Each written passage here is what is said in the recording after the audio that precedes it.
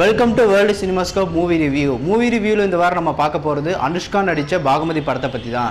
இந்த படத்தில் அனுஷ்காவோட ஜெயராம், உன்னி முகுந்தன், ஆஷா சரத் ஆகியோர் நடிச்சிருக்காங்க. இந்த படத்தை அசோக் டைரக்ட் பண்ணியிருக்காரு. தமன் இந்த படத்துக்கு மியூசிக் கம்போஸ் பண்ணியிருக்காங்க. சினிமோட்டோகிராஃபி மதி. யூவி கிரியேஷன்ஸ் மற்றும் ஸ்டுடியோ கிரீன்ஸ் ரெண்டு நிறுவனமும் இணைஞ்சு இந்த படத்தை மிக பிரம்மாண்டமாக தயாரிச்சிருக்காங்க. அனுஷ்கா கலெக்டராக இருக்க ஊரில் சில நலத்திட்டங்களை கொண்டு வராங்க. அதுக்கு பக்கபலமாக உன்னி முகுந்தன் இருக்கார். அனுஷ்கா மற்றும் உன்னி முகுந்தனோட எண்ணங்கள், செயல்பாடுகள் எல்லாமே ஒரே மாதிரி இருக்குது. இவங்களுக்குள்ள காதல் வர ஆரம்பிக்குது. இருவரும் ஒருவர் காதலிக்க ஆரம்பிக்கிறாங்க.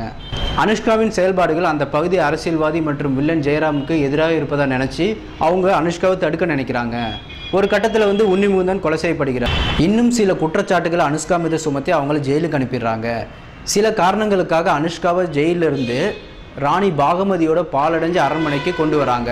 அங்கு ஏற்படுகின்ற திகில் அனுபவம் மற்றும் அங்கே தீய சக்தி இருக்கிறத உணர்ந்து தன்னை இங்கே கூட்டிகிட்டு வந்தவங்ககிட்ட உண்மையை சொல்கிறாங்க அனுஷ்கா. இறுதியில் ராணி பாகமதியாக அங்கே இருக்க தன்னை இங்கே கூட்டிகிட்டு வந்த அனைவரையும் பழிவாங்குகிறார் அனுஷ்கா.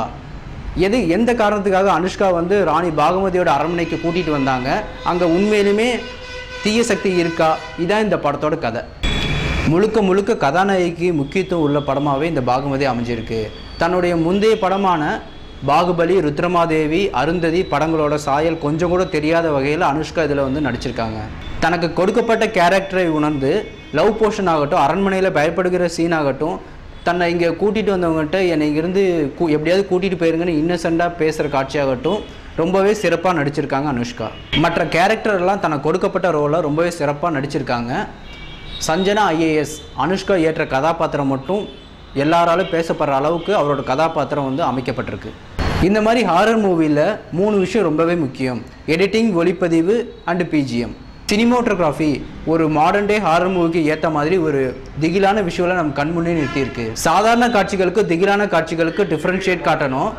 அதுக்காக லைட்டிங் மற்றும் ஃப்ரேமில் அந்த பர்டிகுலர் கேரக்டர் எந்த ஃபோக்கஸில் எப்படி காட்டணும், இது போல் பல விஷயங்களை உணர்ந்து ஒளிப்பதிவு ரொம்ப சிறப்பாகவே செஞ்சுருக்காரு ஒளிப்பதிவாளர் மதி.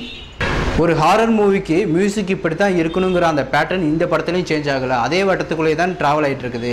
இந்த படத்தோட பிஜிஎம்மும் அது போல தான் இருக்குது. அனுஷ்கா மற்றும் உன்னி முகுந்தன் இருவருக்குமான லவ் போர்ஷனில் வர பின்னணி இசை ரொம்பவே அற்புதமாக மெலடியாக மனசுக்கு ஏற்ற மாதிரி அமைஞ்சிருக்கு.